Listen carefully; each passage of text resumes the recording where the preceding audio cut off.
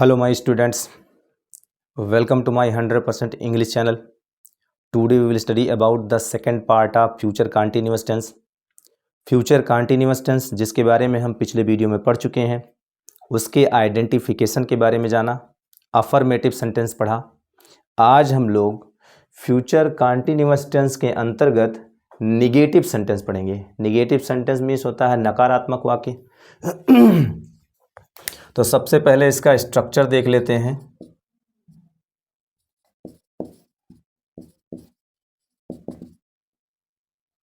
Structure जो बनेगा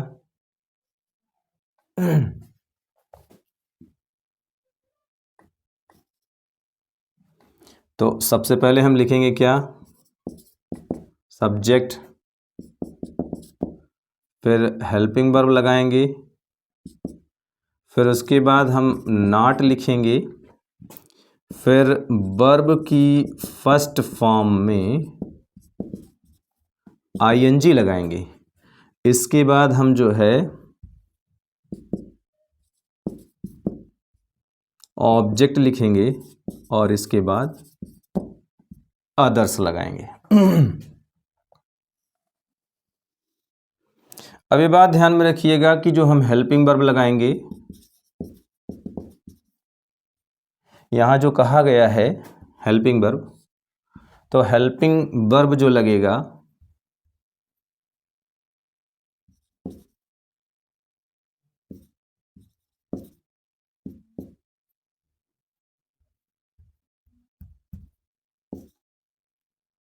वो आपका हेल्पिंग वर्ब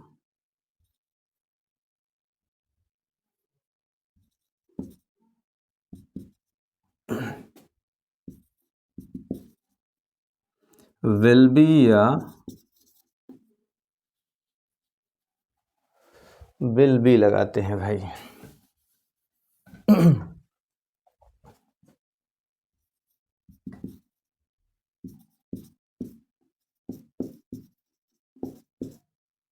विल बी या शैल बी लगाते हैं।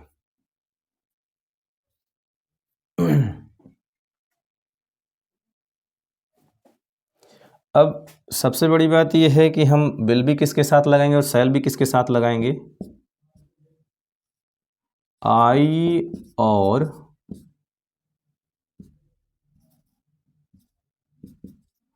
वी के साथ शैल बी लगाते हैं और बाकी जो सब्जेक्ट हैं या अदर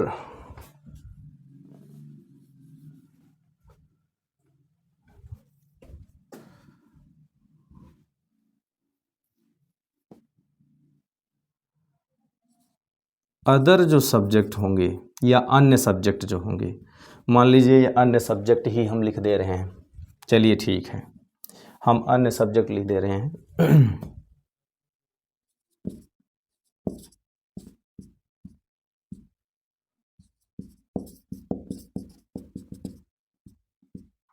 अन्य जो सब्जेक्ट होते हैं उन अन्य सब्जेक्ट के साथ हम जो है विल बी लगाते हैं। ध्यान दीजिएगा, आई और बी के साथ शैल बी, अन्य सब्जेक्ट के साथ विल बी। अब यहाँ नोट के रूप में लिख ले, अच्छा नोट के रूप में लिख लीजिएगा, या फिर जो है आप एक बात ये भी ध्यान लीजिएगा कि नहीं के लिए नॉट का प्रयोग होता है। ये भी बात ध्यान दीजिएगा, जब यहाँ सेंटेंस जो सॉल्व करेंगे तो नहीं के लिए नॉट लगाएंगे। ये ध्यान दीजिएगा, नहीं के लिए नॉट लगाएंगे, लेकिन एक चीज़ और ध्यान दीजिएगा, जो नॉट का प्रयोग होगा वो आपके विल या शैल के बाद नॉट लिखते हैं।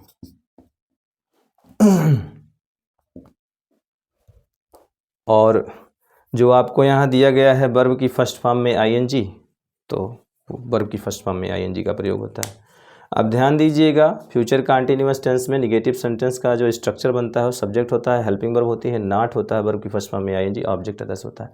हेल्पिंग वर्ब हम विल बी या शैल भी लगाते हैं, आई और बी के साथ शैल भी, अन्य सब्जेक्ट इन दोनों के अलावा अगर कोई अन्य सब्जेक्ट आता है तो उसके साथ हम विल बी का प्रयोग करते हैं, और नहीं के लिए हम नॉट का प्रयोग करते हैं। लेकिन एक बात ध्यान में रखिएगा, यहाँ नोट बताया गया है कि मतलब विल और शैल के बाद नॉट लगाते हैं। यहाँ जो आप लिखेंगे तो हेल्पिंग वर्ब तो विल बी और शैल भी है, विल बी और शैल भी है, लेकिन जब हम जो है सेंटेंस को सॉल्व करेंगे तो नॉट जो है वो विल या शैल के बाद नॉट लगेगा, तब उसके बाद बी लिखा जाएगा। ये ध्यान में रखिएगा, शैल not B, will not B. तो इस प्रकार से ये जो है आपको बताया गया। अब यहाँ पर एग्जाम्पल हम देख लेते हैं।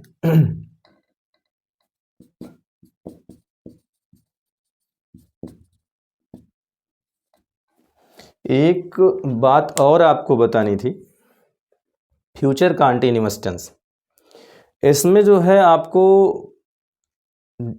जैसे आपने प्रेजेंट कंटीन्यूअस टेंस में पढ़ा था, पास्ट कंटीन्यूअस टेंस में पढ़ा था, तो कंटीन्यूअस टेंस यहाँ भी फ्यूचर कंटीन्यूअस में भी यही है।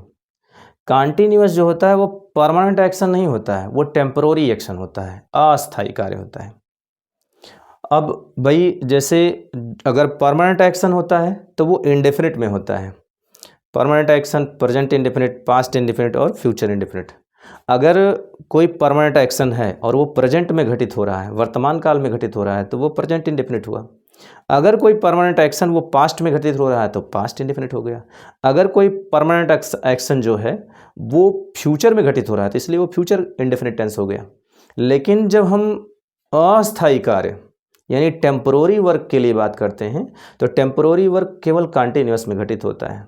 तो वहाँ पर अगर वो घटना आपकी प्रेजेंट में घटित हो रही है तो भाई टेम्पोररी एक्शन प्रेजेंट में घटित हो रही है तो वहाँ पर वो प्रेजेंट कंटीन्यूअस होगा। अगर वही घटना जो टेम्पोररी एक्शन है वो पास्ट में घटित हो रही है तो ऐसी स्थिति में वो जो है आपकी पास्ट कंटीन्यूअस टेंस हो जाएगा। और वही टेम्पोररी एक्शन जो अस्थायी कार्य है, टेम्पोररी एक्शन, अगर वो फ्यूचर में घटित हो रही है तो उस घटना को हम फ्यूचर कंटीन्यूअस टेंस कहते हैं। अब यहाँ देखिए तो आपके दिमाग में एक चीज़ ये उत्पन्न हो रहा होगा कि विल बी और शैल बी जो है कहाँ से आ गया। तो एक बात ध्यान रखिएगा, आपने मॉडल ऑक्सिलरी वर्ब पढ़ा है। कौन सा ऑक्सिलरी वर्ब पढ़ा है? मॉडल ऑक्सिलरी वर्ब पढ़े होंगे। मॉडल्स पढ़े हैं, model auxiliary verb, model auxiliary verb पढ़े होंगे। तो मॉडल ऑक्सिलरी वर्ब में आपको क्या बताया गया है कि मॉडल ऑक्सिलरी वर्ब जो होते हैं वो आपके will, would, shall, should, can, could, may, might, must, ought to, ये सब आपके जो है होते हैं। उन्हीं में से ध्यान दीजिएगा, मॉडल ऑक्सिलरी वर्ब जो होते हैं वो विल और शैल होते हैं। और भी हैं आपके पास, और भी हैं, विल, शैल हमने लिखा है, लेकिन यहाँ पर जो है आपके मॉडल ऑक्सिलरी वर्ब में कैन, कुड, मे, माइट और should, would, must, ought to भी आते हैं। पर यहाँ हमको विल और शैल देखना है, तो जो विल और शैल है वो मॉडल ऑक्सिलरी वर्ब है, और जो आप टेंस में पढ़े हैं तो विल और शैल। तो एक बात ध्यान रखिएगा कि आप जब फ्यूचर इंडेफिनिट टेंस पढ़े थे, फ्यूचर इंडेफिनिट टेंस,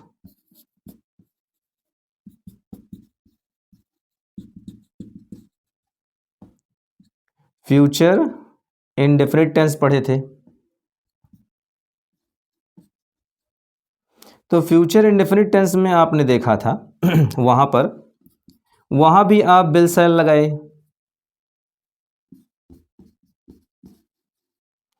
अब एक बात ध्यान दीजिएगा, ये चाहे मॉडल ऑक्सिलरी वर्ब में देखिए विल और शैल आपके फ्यूचर इंडेफिनिट में भी आते हैं, और इन्हीं को विल और शैल को हम क्या बोलते हैं? Model auxiliary verb. और ये अपने साथ क्या लेते हैं? वर्ब की फर्स्ट फॉर्म लेते हैं। कौन सी फॉर्म लेते हैं? फर्स्ट फॉर्म, वर्ब की फर्स्ट फॉर्म लेते हैं। मॉडल ऑक्सिलरी वर्ब जो होता है वो भी जो है विल शैल है, will shell model auxiliary verb है, और विल सेल जो है फ्यूचर इंडेफिनिट टेंस है, और ये अपने साथ वर्ब की फर्स्ट फॉर्म लेते हैं। अब बात ये उठती है कि जब ये आपके इसमें लगे हुए हैं तो इनके साथ वर्ब की फर्स्ट फॉर्म में आईएनजी का प्रयोग कहां से हो गया? तो ध्यान दीजिएगा, जो ये बी लगा हुआ है, ये आपका जो है बी, ये आपने पढ़ा होगा वर्ब के 5 फॉर्म होते हैं, वर्ब की first form, second form, third form, fourth form, fifth form. तो यहां पर जो है आप देखिए, तो हमको तो जैसे वर्ब की first form, second form, third form,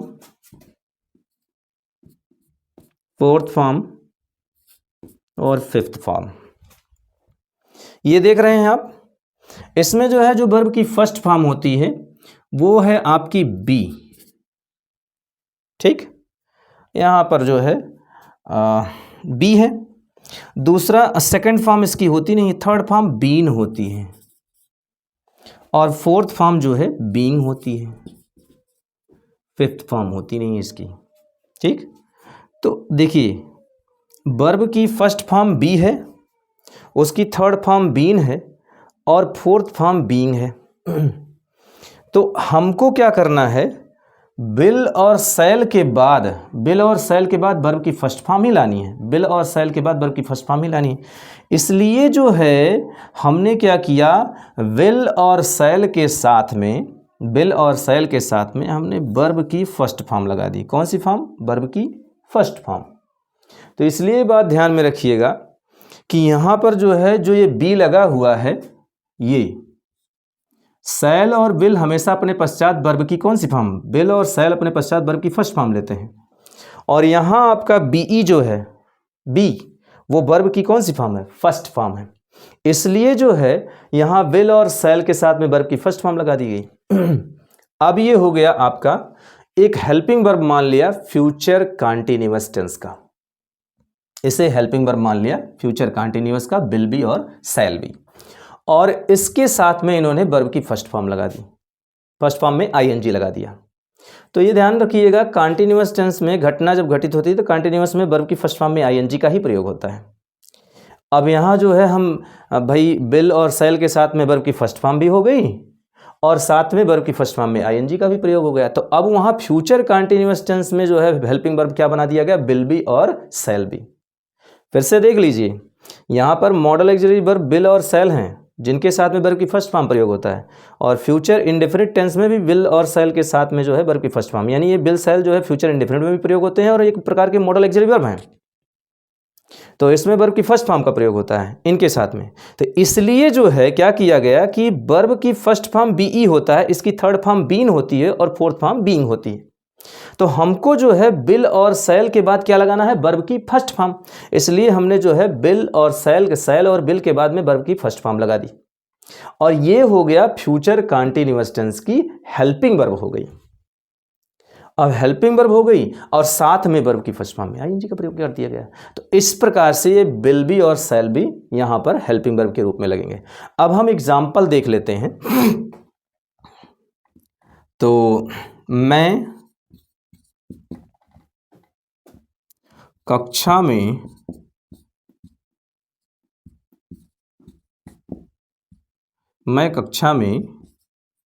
नहीं पढ़ रहा हूँगा, नहीं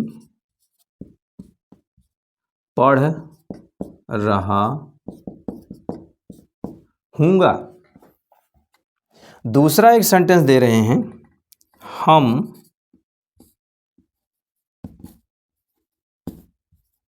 क्रिकेट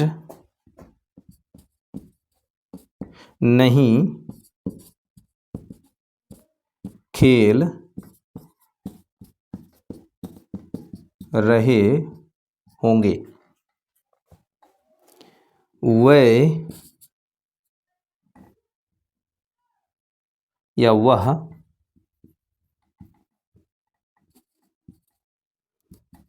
लड़कों को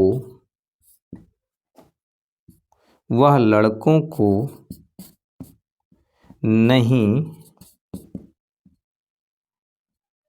पढ़ा रहा होगा। और एक सेंटेंस और है, तुम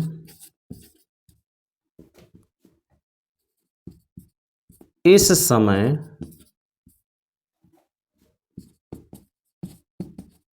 स्कूल, तुम कल स्कूल, तुम कल इस समय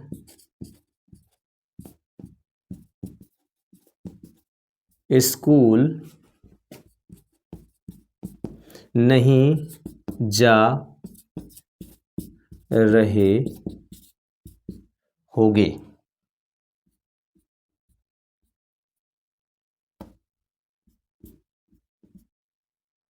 तुम कल इस समय स्कूल नहीं जा रहे होगे।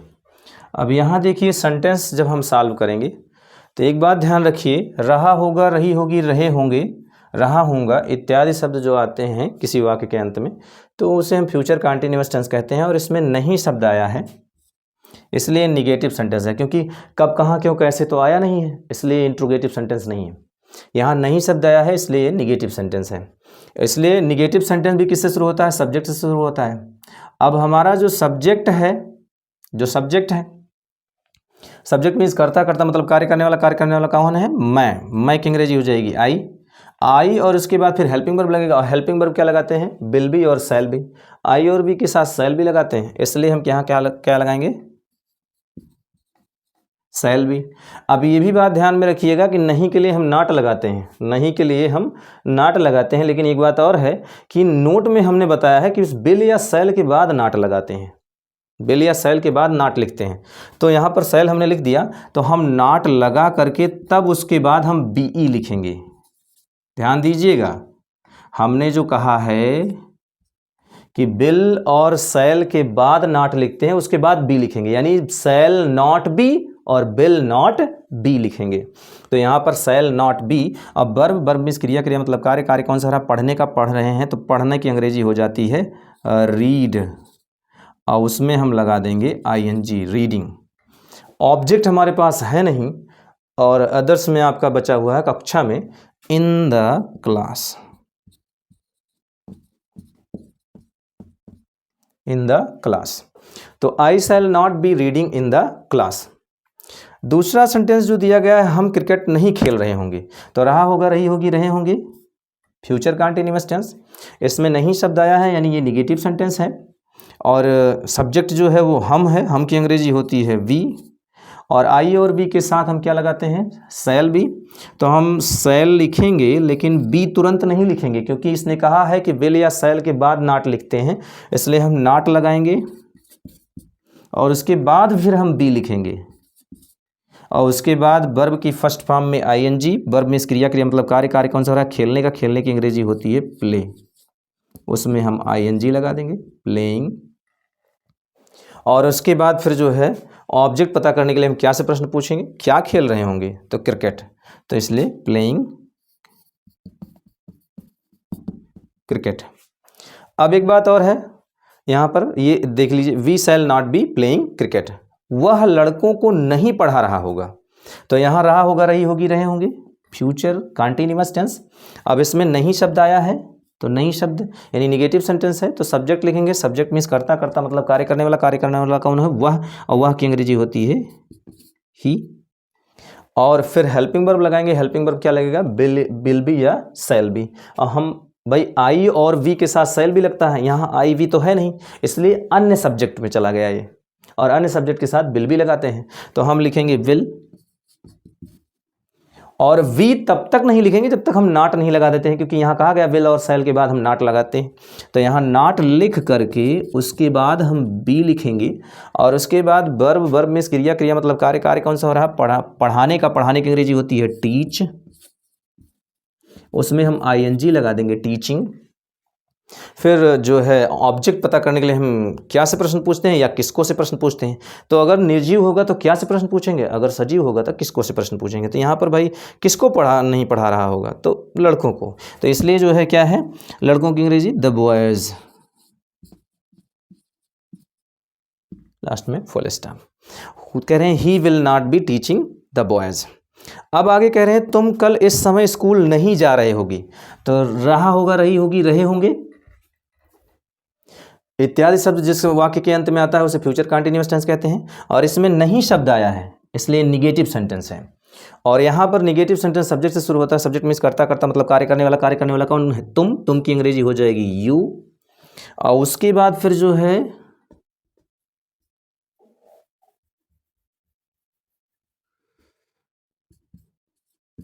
यू हो जाएगा। इसके बाद हेल्पिंग वर्ब लगाएंगे। हेल्पिंग वर्ब क्या लगेगा? विल बी या शैल बी।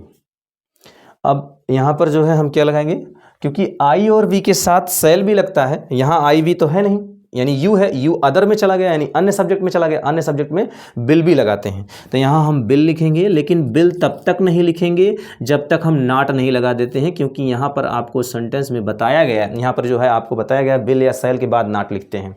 तो हम नॉट लिख देंगे, उसके बाद हम बी लिखेंगे और फिर वर्ब लिखेंगे। वर्ब में क्रिया क्रिया मतलब कार्य। कार्य कौन सा हो रहा है? जाने का। जाने की अंग्रेजी हो जाएगी गो, उसमें हम आईएनजी लगा देंगे, गोइंग। और उसके बाद फिर जो है स्कूल, गोइंग टू स्कूल। और इसके बाद कल इस समय, तो भाई समय की अंग्रेजी at this time, at this time, at this time, tomorrow,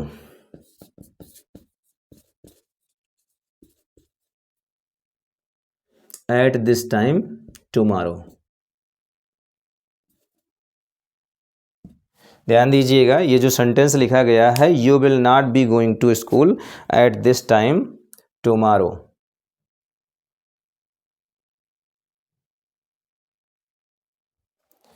अब एक बात ध्यान में रखिएगा, ये जो सेंटेंस यहाँ आपको सॉल्व कराया गया है उसे बहुत ही ध्यानपूर्वक आप जो है फिर से एक बार देख लीजिए।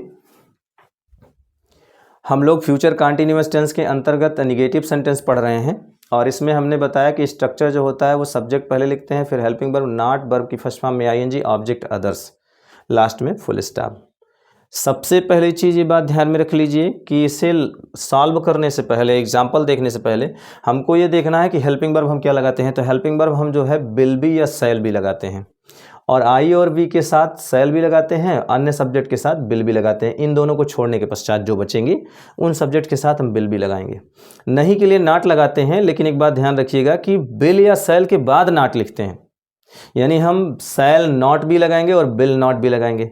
अब एक बात यह भी है कि कहा जाता है कि जो है जो मॉडल एक्सिलरी वर्ब, यानी विल और शैल मॉडल एक्सिलरी वर्ब भी हैं, और विल और शैल का प्रयोग फ्यूचर इंडेफिनिट टेंस में होता है, और वहाँ भी फ्यूचर इंडेफिनिट टेंस में विल शैल वर्ब की फर्स्ट फॉर्म लेते हैं, और ये जो मॉडल एक्सिलरी वर्ब के अंतर्गत आते हैं ये जो है ये भी वर्ब की फर्स्ट फॉर्म ही लेते हैं। तो अब कारण ये है कि विल और शैल वर्ब की फर्स्ट फॉर्म ही लेते हैं। अब वो किस टेंस में है, वहाँ पर वो उसे विल और शैल को ले जाकर के 4 भागों में बांट दिया गया। Will shall, will be, shall be, will have, shall have, will have been, shall have been, future indefinite, future continuous, future perfect continuous tense में इस प्रकार से बना दिया गया है। तो ये चीज़ ध्यान में रखिएगा, कोई घटना कंटिन्यूअस में घटा दी गई, कोई घटना परफेक्ट में घटा दी गई, कोई घटना परफेक्ट कंटिन्यूअस में घटा दी गई। तो इस प्रकार से ये ध्यान में रखिएगा। यहाँ पर जो आपको बताया जा रहा है कि विल और शैल वर्ब की फर्स्ट फॉर्म लेते हैं, तो अब आपके दिमाग में ये आ रहा होगा कि वो चीज़ भी जो है सही होनी चाहिए। तो इसलिए जो है जो बीई है आपका, ये साथ में जो बीई लगा हुआ है वो बीई वर्ब की फर्स्ट फॉर्म है, इसका थर्ड फॉर्म बीन होता है और इसका फोर्थ फॉर्म बीइंग होता है। तो हमको जो है विल और शैल के बाद वर्ब की फर्स्ट फॉर्म ही लगानी है, इसलिए जो है ये बीई जो है वर्ब की फर्स्ट फॉर्म है, और यहाँ हमने शैल और विल के साथ में हमने बीई लगाया है। तो एक तो ये जो है अपना वो जो विल और शैल मॉडल एक्सिलरी वर्ब वाला कार्य है वो जो है आपका पूरा कर दे रहे हैं कि विल और शैल के साथ वर्ब की फर्स्ट फॉर्म लग गई। अब इसको जो है उठा करके इन्होंने जो है बना दिया फ्यूचर कंटिन्यूअस टेंस की हेल्पिंग वर्ब बना दी, विल बी और शैल बी। और उसके बाद फिर जो है क्या किया गया, वर्ब की फर्स्ट फॉर्म में आईएनजी का प्रयोग कर दिया गया। इसलिए ध्यान में रखिएगा अब एग्जाम्पल जो सॉल्व किया गया है उसमें कहा गया है मैं कक्षा में नहीं पढ़ रहा हूँगा, तो I shall not be reading in the class. हम क्रिकेट नहीं खेल रहे होंगे, we shall not be playing cricket. वह लड़कों को नहीं पढ़ा रहा होगा, तो he will not be teaching the boys. और कह रहे हैं तुम कल इस समय स्कूल नहीं जा रहे होगे, तो you will not be going to school at this time tomorrow. इस प्रकार से सेंटेंस सॉल्व किया गया है। जिन्हें भी स्क्रीनशॉट लेनी है वो ले सकते हैं।